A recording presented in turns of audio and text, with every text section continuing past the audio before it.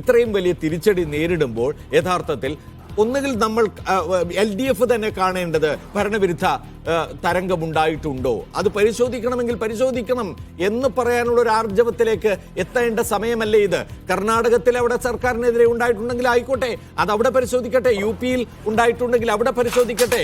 സമാനമായി ഹിമാചൽ പ്രദേശിൽ ഉണ്ടായിട്ടുണ്ടെങ്കിൽ അവിടെ പരിശോധിക്കട്ടെ. ഇവിടെ കേരളത്തിൽ എന്താണ് നിങ്ങൾ ചെയ്യേണ്ടത്? ഇത് LDF-ന്റെ ഭരണത്തിനോടുള്ള ഒരു പ്രതികരണം കൂടി ആയിട്ട് ഇതിനെ കാണുന്നുണ്ടോ ഇല്ലയോ? ഇത് മാത്രമാണ് എൻ്റെ ചോദ്യം. പ്രമോദെ, ഇക്കാര്യത്തിൽ ഓരോ മുന്നണിക്കും സ്ഥാനാർത്ഥികൾക്കും ലഭിച്ച വോട്ട് ശതമാനവും ആ വോട്ടുകളുടെ എണ്ണവും ഓരോ നിയമസഭാ മണ്ഡലത്തിൽ സംഭവിച്ചിട്ടുള്ളതും വിലയിരുത്തിക്കൊണ്ടല്ലേ പറയാനായി കഴിയൂ.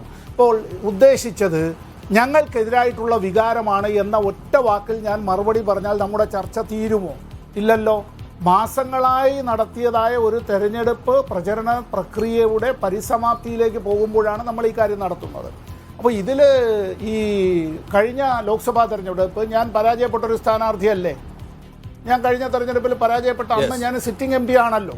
അപ്പോൾ അങ്ങനെയാണ് എങ്കിൽ ഞാൻ ആ തെരഞ്ഞെടുപ്പിൽ പരാജയപ്പെട്ടു. അപ്പോൾ അന്ന് LDF-ന് ഒരു സീറ്റാണ് ലഭിച്ചിരുന്നത്.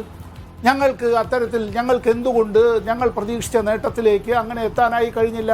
ഞങ്ങൾ അതിനെ സംബന്ധിച്ച് വിശദമായി വിലയിരുത്തുകയും അക്കാര്യങ്ങൾ അത് ജനങ്ങളോടും പറഞ്ഞിട്ടുണ്ട്, പാർട്ടി പ്രവർത്തകരോട് മാത്രമല്ല. ഇപ്പോൾ ഈ തെരഞ്ഞെടുപ്പിൽ നമ്മളിപ്പോൾ ഫലപ്രഖ്യാപനം വന്നുകൊണ്ടിരിക്കുന്നതേ ഉള്ളൂ. കേരളത്തിലാണ് പൂർത്തിയായത്. അത് വരട്ടെ. ഈ തെരഞ്ഞെടുപ്പുമായി ബന്ധപ്പെട്ട് ഞാൻ ഒരു വ്യക്തിയോ നമ്മൾ കുറച്ച് ആളുകളോ മാത്രമല്ലല്ലോ ഈ തെരഞ്ഞെടുപ്പ് പ്രക്രിയയിൽ ഏർപ്പെട്ടിട്ടുള്ളത്. അതുകൊണ്ടാണ് ഞാൻ പറഞ്ഞത്, തിരഞ്ഞെടുക്കപ്പെട്ട എല്ലാ ജനപ്രതിനിധികളെ അഭിനന്ദിക്കുമ്പോൾ തന്നെ ഈ തെരഞ്ഞെടുപ്പ് പ്രക്രിയയിൽ ഏർപ്പെട്ടിട്ടുള്ള എല്ലാവരും അവരും അഭിനന്ദനം അർഹിക്കുകയാണ്. പരാജയപ്പെട്ടു എന്നുള്ളത് കൊണ്ട് രാഷ്ട്രീയ പ്രവർത്തനം അവസാനിക്കുന്നില്ല.